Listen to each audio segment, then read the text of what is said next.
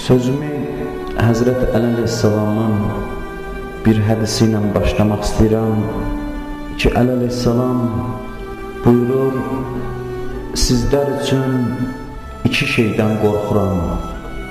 Sizlər üçün iki şeydən qorxuram. Birincisi, nəfsin istəklərinə tabi olmaq. Sizin üçün qorxduğum birinci şey, nəfsin istəklərinə tabi olmağınızdır. İkincisi, uzun arzular. Bir nəfsin istəklərinə tabi olmaq, ikincisi də uzun arzular. Bunu deyəndən sonra Əli əleyhissalam onların ziyanlarını qeyd edir ki, bu iki şeyin ziyanı nədir insana? Birincisi, nəfsin istəklərinə tabi olmağın ziyanı budur ki, haqq və həqiqət yolunu sizin üzünüzə bağlayır bu. Siz nəfsünüzün istəklərinə itaət elədikcə haqdan uzaq düşürsünüz, həqiqətdən uzaq düşürsünüz. İnsan tez-tez iki yol ayrıcında qalır. İnsanın həyatı əsasən elə bundan ibarətdir. İnsan tez-tez seçim eləməyə məcbur olur. Hər zaman bizim qarşımızda iki və yaxud neçə yol olursa, o zaman o yollardan biri haqq olur, qalanları səhv.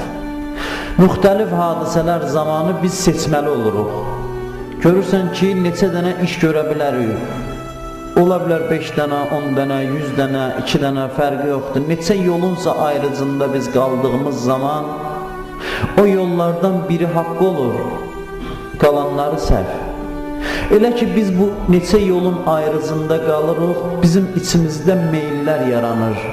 Bir meyl yaranır o haqq işi görməyə, bir meyl yaranır o səhv işin dalıyca getməyə.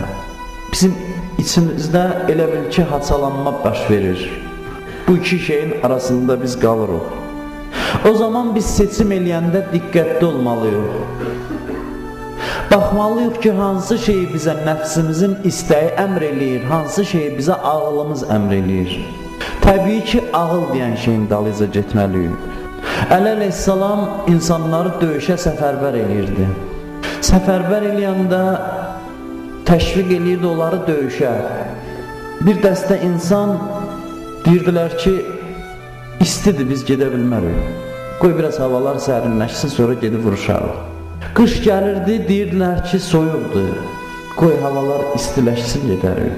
Əli əleyhissalam da buyururdu ki, siz ki, bu bəhanələrlə haqqın batılə qarşı apardığı döyüşdə iştirak eləmirsiniz, dünyanın istisindən və soyuğundan qaçırsınız, dünyanın istisinə və soyuğuna dözmürsünüz, qiyamətin istisinə necə dözəcəksiniz? Oranın hərarəti bundan müqayisə olunmaz dərəcədə yüksəkdir. Narullahil muqədətilləti təttəli'u aləl-əfidə. Allahın yanar odudur ki, qəlblərə od vurar, yandırar. Ruhlara od vurar, yandırar. Siz bugün istidən, sabah soyuqdan qaçırsınız, bəs cəhənnəmin istisi necə olacaq? Ona dözə biləcəksiniz. Məsləhət olanın dalıyca gedin. O şey ki, sizin xeyrinizədir, onun dalıyca gedin. Ürəyiniz istəyən şeyin dalıyca getməyin. Ağıl hökm eləyir, get, istək deyir, getmə. O zaman ayıq olun siz.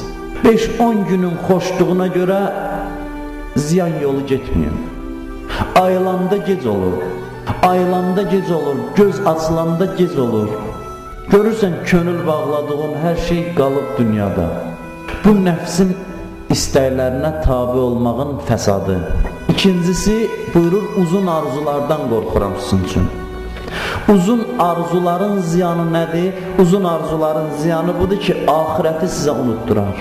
Siz elə hey arzulayarsınız, kəş filan şey olsun, kəş filan şey olsun. Özünüzü bu arzularla başınızı qatarsınız, ahirət yadınızdan çıxar. İnsan var, onun planlarına baxanda, arzularına baxanda elə fikirləşirsən ki, bu 100 il, 1000 il yaşayacaq hələ. Uzun arzular, istəklər, planlar sizi ölümdən uzaqlaşdırır.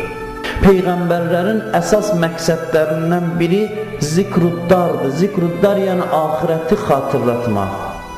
İnsanların yadına ölümü salmaq. ölümüz yada salsalar insanlar həm fərdi, həm ictimai baxımdan insanlara faydalıdır. Sən deyə bilərsən ki, ölümü yada salmaq bir dənə din məsələsidir, ictimai məsələlərlə bunun nə əlaqəsi var? Əli əleyhissalam Malik Əştəri icra başçısı təyin edir, Misrə hakim təyin edir.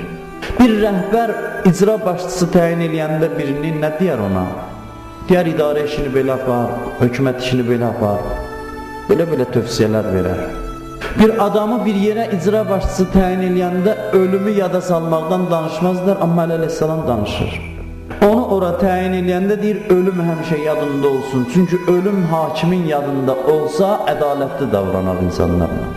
Hakim bilsə ki, bir zaman torpaq altına gedib, Allahın huzurunda dəqiq hesab verəcək, onu hər gün yadına salsa, onda cəmiyyətdə də çox şeylər nizama düşər.